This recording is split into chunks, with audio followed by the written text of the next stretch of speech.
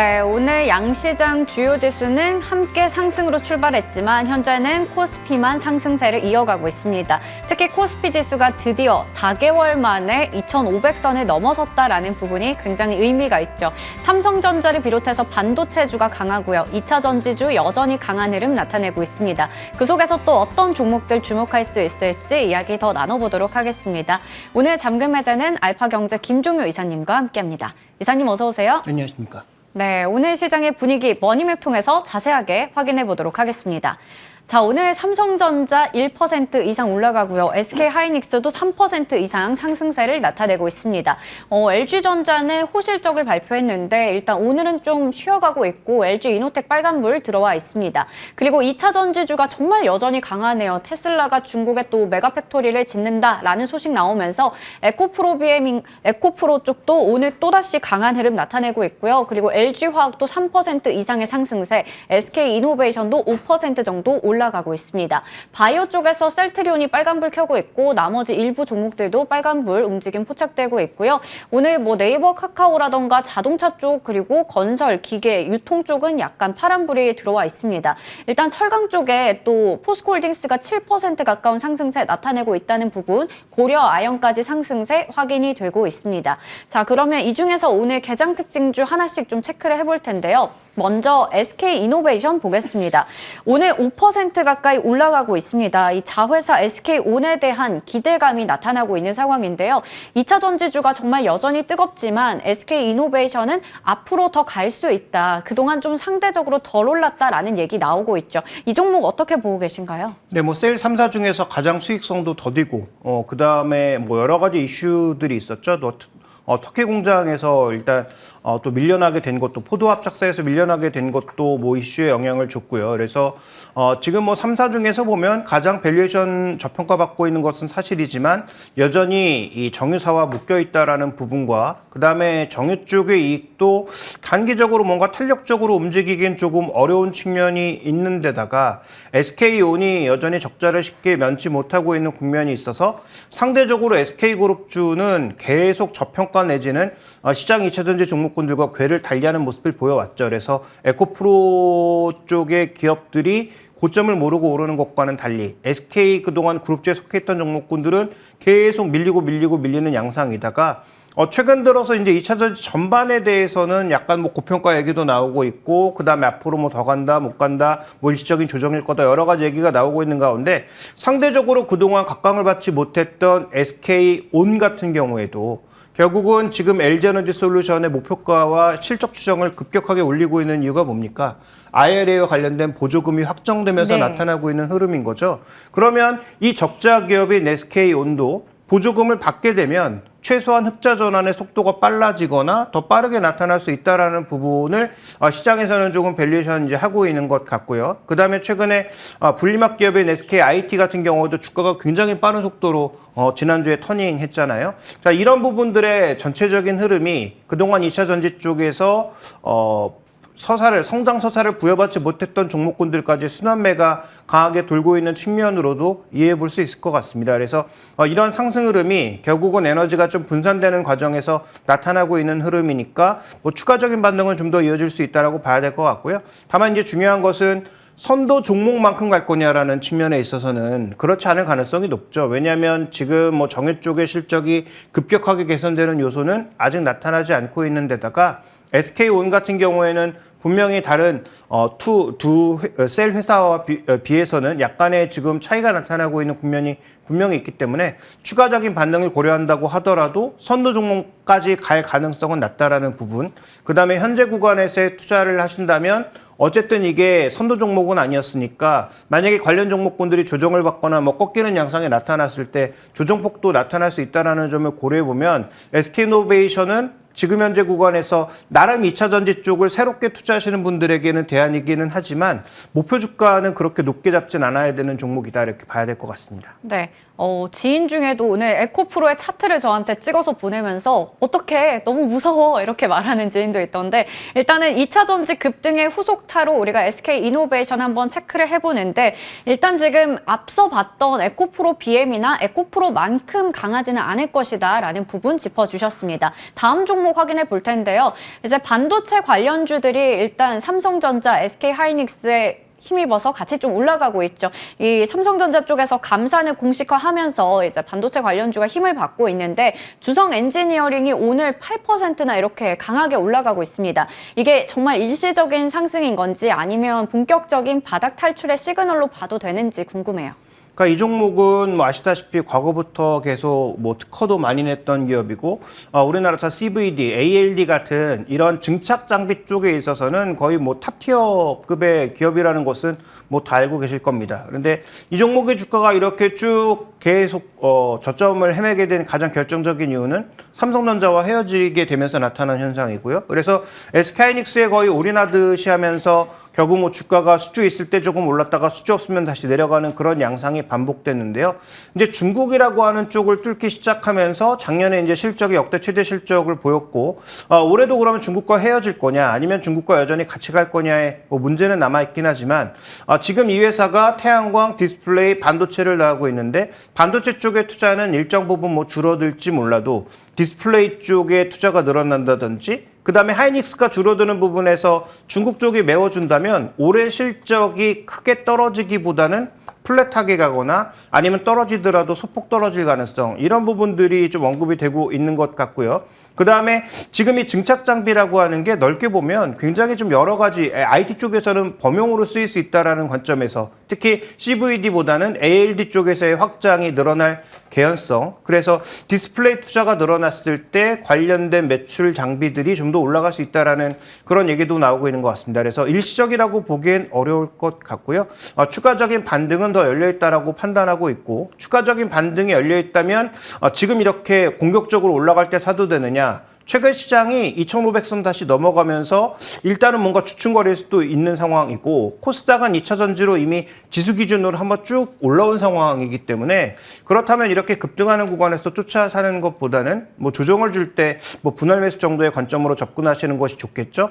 또 하나 장비의 특성상 장기적으로 계속 바이앤홀드 관점으로 가져가시기보다는 시세 탄력성이 떨어지거나 고점 신호가 나타났을 때는 다시 또 비중을 줄이는 그런 트레이딩 쪽의 전략이 현재 이 종목은 유효할 것으로 보고 있습니다. 그래서 결론을 말씀드리면 추가적인 반등은 열려있다. 다만 살 때 공격적으로 올라갈 때 접근하시기보다는 눌림목이 나타날 때 공략하시는 것이 좋겠고 장비의 특성상 종목의 시세가 깨질 때는 계속 바이앤홀드로 가져가시는 것보단 일단 내려오는 것이 전략적인 접근으로 좋겠다 이렇게 말씀드리겠습니다. 네, 주성 엔지니어링에 대해서 궁금했었는데 전략을 깔끔하게 정리를 잘 해주셨습니다. 다음으로 현대 그린푸드 체크해 볼 텐데요.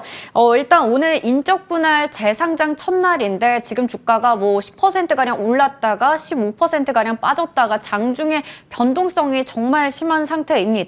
일단 뭐 단체 급식의 수주가 증가하고 해외 사업까지 확대한다, 실적 개선될 거다라는 긍정적인 얘기 나오고 있어요. 증권가에서는요. 이 종목 지금 그러면 어떻게 해야 될까요? 오늘 증권사의 핵심 포인트는 딱 한 가지죠. 이 종목이 그동안 이 인적 분할하기 전에는 여러 가지 사업부가 다 합쳐져 있다 보니까 지금 자신의 가치를 명확하게 부여받지 못했다는 거죠. 근데 이제 인적 분할을 하면서 소위 이제 단체 급식과 관련된 부분만 떨어져 나오니까 그러면 확실히 비교할 대상이 생긴 거죠. CJ 쪽에 단체 급식하는 회사와 비교해 보니까 시총이 싸더라. 그래서 그 정도까지는 가야 되지 않겠느냐라는 논리를 적용하고 있는 것 같고요. 그다음에 장기적으로 봤을 때 이런 단체 급식 같은 경우가 줄어들기보다는 오히려 늘어날 개연성, 해외 쪽으로도 뭔가 업력을 넓히고 있다라는 그런 가능성 여러 가지가 부여되고 있는 것은 사실입니다. 그래서 오늘 하루는 시장의 수급이 워낙 일단 몇 종목으로 몰리다 보니까 이런 종목군들의 수급은 상대적으로 얇아서 매수가 좀 들어오면 급등했다가 매도가 좀 나오면 급락하는 그런 굉장히 빈약한 수급이 나타나고 있다는 것이죠. 그래서 단기적으로 이 종목의 정확한 주가를 판단하기는 어렵고 길게 봤을 때는 과연 CJ그룹의 단체 급식주와 이 종목의 시총이 그렇게까지 벌어질 만한 위치인가에 대한 판단이 더 중요할 것 같은데요. 저는 뭐 그렇게까지 벌어질 만한 상황은 아니다라고 보고 있고 그러면 지금 좀 더 시총이 한 30-40% 높은 CJ 프레시웨이를 결국은 쫓아갈 개연성이 높지 않겠느냐라고 봐야 될 것 같습니다. 그런 관점에서 저는 뭐 추가적인 조정이 더 있다면 뭐 그때는 조금 관심을 가져도 되지 않을까라고 판단하고 있고요. 일단 이 분할 상장, 인적 분할돼서 상장된 만큼 이제부터 발표될 실적이 정말 시장이 기대하는 것처럼 높은 마진을 꾸준하게 유지하면서 가는지도 살펴봐야 되겠죠. 그래서 지금부터는 경쟁할 수 있는 회사가 명확해졌고 비교할 수 있는 어떤 포인트들이 명확해진 만큼 두 회사의 매출과 이익률 이런 것들을 한번 따져보면서 둘의 시총이 서서히 맞춰질 개연성에 장기 투자하시는 것이 좋은 방법일 것 같습니다. 네, 장기 투자 관점에서 얘기를 해주셨습니다. 이렇게 개장 특징주들 알아봤고요. 다음으로 저희 잠금 해제 종목 넘어가 보도록 하겠습니다. 오늘 첫 번째 종목은 머니맵에서도 살펴봤듯이 자동차 관련주 중에서 현대차 보겠습니다. 이번에는 과연 저평가를 탈출할 수 있을지 좀 궁금합니다. 실적에 대한 전망도 잘 나오고 있거든요. 먼저 첫 번째 투자 포인트가 바로 곧 발표될 1분기 실적이 될 텐데 일단 증권가에서는 1분기 매출과 영업이익이 모두 다 시장의 기대치를 뛰어넘을 것이다라는 얘기하고 있어요. 영업이익은 3조 원대로 나올 것이다라는 얘기도 나오고 있더라고요. 네, 저는 이번이 어떻게 보면 마지막 기회가 아닌가 좀 이렇게 보고 있습니다. 왜냐하면 하반기에 여러 가지 변수들이 있죠. 일단 뭐 기본적으로 올라가는 금리를 떨어뜨리지 않고 유지할 가능성이 높아지고 있고 설사 이제 뭐 금리를 조금 내려준다고 하더라도 한두 번 정도 내리는 것만으로 이 높은 금리 우리가 과거 대비해서 높아지는 금리가 쉽게 내려가지 않을 것 같고요. 신용도 낮은 사람들 뭐 크레딧 이슈가 터진다면 신용도 낮은 사람들은 금리를 내린다고 정책 금리를 내린다고 하더라도 금리가 전혀 안 낮을 거거든요. 그러면 이렇게 내구재 특히 금리와 연동해서 움직이는 내구재 같은 경우에는 영향을 받을 수 있기 때문에 지금은 실적 보시면 매출도 거의 뭐 20% 가까이 증가하고 이익도 40% 가까이 증가한다. 그러면 이번 상반기가 어떻게 보면 단기적으로 더 슈팅을 가져올 수 있는 마지막 기회일 수 있다는 것이죠. 그래서 현대차는 제가 여러 번 언급하면서 뭐 단기적인 목표가를 계속 19만 원으로 계속 제시되고 있는데 저는 1분기에 이 정도의 양호한 실적을 보여주었다면 그러면 이번이 20만 원도 돌파하고 좀 더 밸류에이션에 우리가 생각했던 중간값까지 갈 수 있는 올해를 기준으로 봤을 때 상반기가 어떻게 보면 기회가 아닌가? 오히려 하반기가 여러 가지 변수들이 나타날 수 있는 실적이 오히려 줄어들거나 변동성이 나타날 수 있는 그런 부분을 고려해 본다면 이번 1분기가 현대차나 기아차나 기회가 아닐까라고 보고 있어서 이렇게 좋은 실적에도 주가가 못 간다라고 하는 것은 저는 조금 이상한 일이다. 그래서 현대차는 어떻게 보면 이번 상반기가 추가적인 업사이드를 한번 기대해 볼 수 있는 기회가 아닐까 이렇게 봐야 할 것 같습니다. 네, 말씀해 주셨듯이 지금 뭐 실적에 대한 전망도 상당히 긍정적이고 차량 판매도 잘 되고 있고요. 고가 제품들 위주로 잘 팔리고 있는 상황입니다. 이게 왜 주가에 잘 반영이 안 되는지 정말 의아하다라는 생각이 드는데요. 실적의 모멘텀 주가에 잘 반영될 수 있을까요? 네, 먼저 준비된 그림으로 좀 확인을 해볼까요? 자, 전체적으로 지금 현재 봤을 때 해외 판매량도 비교적 견조하고요. 국내도 뭐 그렇게 뭐 경기 어렵다라고 하지만 상대적으로 고가 차량이라고 볼 수 있는 뭐 그랜저 판매가 다시 급증하면서 네. 전체적으로 수익성이 좀 좋아질 만한 그런 요소들은 나타나고 있는 것이죠. 그리고 뭐 이번에 그 IRA 관련돼서 GV70이 미국 생산을 한다고 하더라도 보조금을 못 받는 부분은 조금 아쉽긴 하지만 그렇다고 하더라도 지금 전체적으로 보면 계속 상대적으로 마진이 높은 그다음에 마진이 상대적으로 떨어진다고 하더라도 예전만큼 인센티브를 주고 있지 않아서 환율 요소만 제외했을 경우에는 뭐 실적이 나빠질 만한 요소가 별로 없다. 그런데 판매량이 이렇게 비교적 견조하게 유지되고 있는 것은 저는 뭐 주가가 올라가지 않는 이유를 뭐 계속 궁금하게 생각할 수밖에 없는. 그래서 우리가 미래 현금 가치를 당기는 것이니까 미래에 정말 차가 안 팔릴 것 같아서 이렇게 정체되고 있는 것인지는 좀 고민이 필요하긴 하겠지만 어쨌든 지금까지 월별 실적도 나쁜 적이 없었고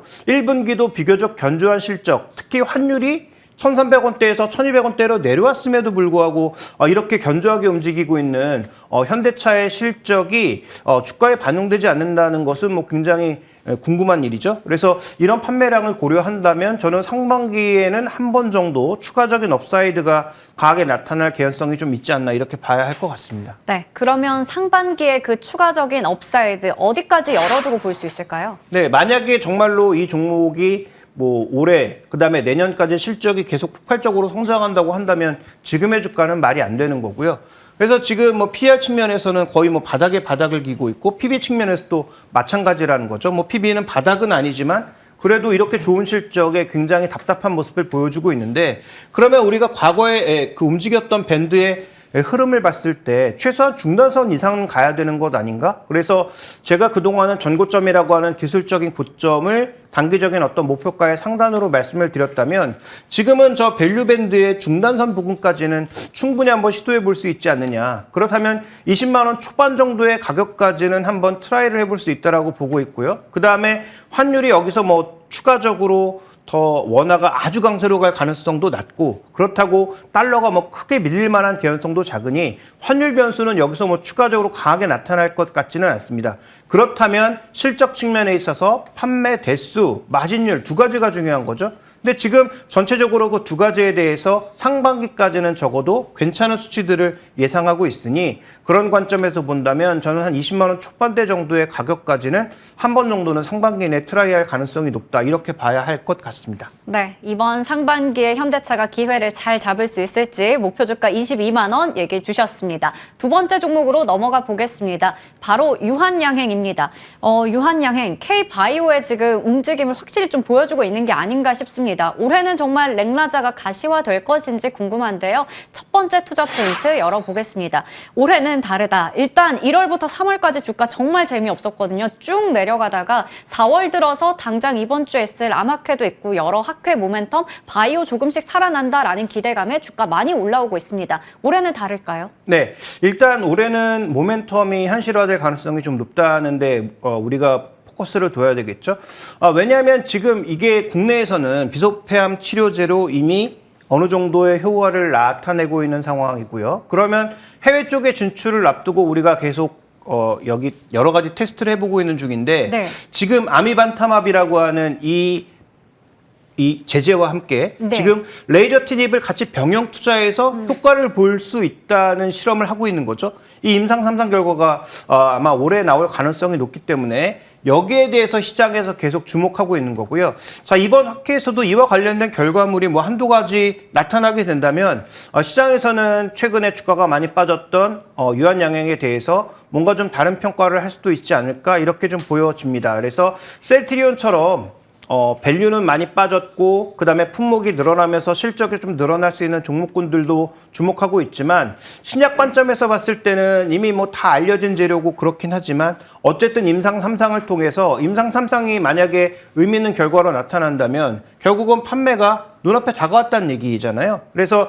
지금처럼 2차 전지, 뭐 AI, 로봇 이런 성장주, 실적도 따라오지만 성장주라고 하는 쪽으로 전체적으로 베팅하고 있는 이 자금들이 이게 1년 내내 뭐 계속 갔을 경우에는 다른 종목군들을 끌고 갈 수 없겠지만 만약에 이쪽에서 조금 힘이 빠지고 다른 쪽에 뭔가 선택을 해야 된다고 했을 때 그러면 뭐 IT라든지 바이오라든지 이런 쪽으로 뭔가 좀 매기가 넘어올 수 있는 것이죠. 그러면 매기가 넘어올 때 어떤 종목을 주로 우리가 선택하게 될까? 그래도 뭔가 모멘텀에 기대가 있는 종목을 선택하지 않을까라는 관점에서 봤을 때는 유한양행 지난 2년간 기대를 채우지 못하면서 주가는 굉장히 답답한 박스 안에 그것도 하향된 박스권 안에 머물고 있었는데요. 자, 그것을 돌파할 만한 시기가 왔다라는 측면에서 우리가 한번 올해는 주목해 봐야 할 것 같습니다. 네, 올해는 좀 다를 것 같다라는 기대감이 마구마구 생기는 것 같습니다. 일단 R&D에 대한 기대감도 있을 거고 여러 가지 모멘텀이 있을 텐데 올해는 그러면 새롭게 좀 업데이트 될 만한 신약 모멘텀 있을까요? 네, 이 렉나자가 끝은 아니라는 거죠. 지금 뭐 준비된 그림 보시는 것처럼 렉나자 자체가 임상 3상에 들어가면서 얀센과 아까 말씀드렸던 임상 3상의 결과가 어떻게 나오는지가 가장 중요한 영향이 되겠지만 그 밑에 보시면 또 임상 3상에 좀 들어가 있는 그런 약들이 꽤 있다라는 점과 네. 그다음에 최근 들어서 지속적인 뭐 M&A를 통해서 계속 제약바이오 쪽에 투자를 넓혀나가고 있는 것도 주목해 볼 필요가 있는 거죠. 그래서 유한양행의 지금 PER이 예상보다 굉장히 높아진 것은 이런 투자가 계속되다 보니까 일반 의약품이라든지 유한양행이 원래 잘했던 부분에서 나오는 이익이 꾸준하게 유지되고 있거나 약간 성장하고 있음에도 불구하고 R&D 비용이 계속 빠지면서 실적 자체가 낮아지니까 네. 밸류가 높아진 그런 양상으로 발견되고 있는 건데요. 어차피 우리가 이 제약바이오도 내수 시장에만 머무는 것이 아니라 미래에 계속 투자해야 되고 글로벌 수출에 주력해야 된다면 그런 관점에서의 R&D는 우리가 나쁘게 볼 필요는 없는 거라고 판단하고 있습니다. 그래서 지금 렉나자가 끝이 아니고 그 바로 뒤에 준비되고 있는 퇴행성 디스크와 관련된 신약 모멘텀도 있고 그다음에 임상 1상을 대기하고 있는 여러 가지 약들에 대해서도 특히 지금 NAS라든지 그다음에 뭐 천식과 관련된 이런 의약품들에 대해서는 약간 기대감이 높아지고 있는 국면이 있기 때문에 이 제품의 파이프라인이 생각보다 굉장히 넓다라는 것에 한번 주목해 볼 필요가 있을 것 같습니다. 네, 그러면 지금 유황양행의 차트를 본다면 4월 들어서 주가가 단기간에 많이 빠르게 올라오고 있습니다. 이게 정말 기술적인 반등일 뿐인 건지 뭐 학회 앞두고 잠깐 오르는 건지 아니면 올해 계속해서 좀 올라갈 수 있을지 어떻게 보세요? 네, 뭐 학회에서 만약에 우리가 좀 기대했던 결과가 안 나오면 다시 내려갈 수 있죠. 그런데 지금 P는 아까 말씀드렸다시피 저렇게 높아진 이유는 R&D 투자가 비용이 늘어나면서 이익이 줄어드니까 당연히 뭐 PER이 숫자가 굉장히 높아 보이는 거고요. 근데 PB 측면에서 봤을 때는 지금 과거 대비해서 거의 저점 수준으로 떨어진 상황이기 때문에 그러면 이 기업이 앞으로 신약을 계속 내놓을 수 있고 그 신약이 글로벌 진출이 그래도 좀 될 수 있다는 어떤 가능성을 확인한다면 저는 지금의 밸류는 싸다라고 볼 수 있는 상황입니다. 그다음에 이제 우리나라 대형 기업들이 비용 통제에 들어가면서 어느 정도 생각했던 것보다 그래도 이익을 좋게 내는 양상이 나타나고 있지 않습니까? 대표적으로 LG전자 같은 경우. 네. 수요가 줄어들었음에도 비용 통제를 통해서 어느 정도 이익을 냈단 말이죠. 그러니까 이런 대형사들은 그런 여력도 있다라고 봐야 되기 때문에 그래서 지금의 PBR은 여러 가지 악재들을 그래도 나름 선반영해서 나타난 주가임을 고려해 본다면 이번 암학회에서 의도한 결과를 못 얻어내면 다시 주가가 내려가겠지만 그때가 또 기회가 될 수 있다는 것이죠. 따라서 이 종목의 올해 PE 관점보다는 PB 관점에서 그다음에 모멘텀 관점에서 바라봤을 때 저는 기대할 만한 요소가 많다라고 보고 있기 때문에 유한양행은 6만 원대 중반, 중후반 정도의 목표가를 두고 계속 관심을 좀 가져야 하는 것이 아닌가 이렇게 보고 있습니다. 네, 유한양행 목표 주가 6만 5천 원 보면서 지속적인 관심 가져보도록 하겠습니다. 오늘 잠금 해제는 알파경제 김종효 이사님과 함께했습니다. 이사님 고맙습니다.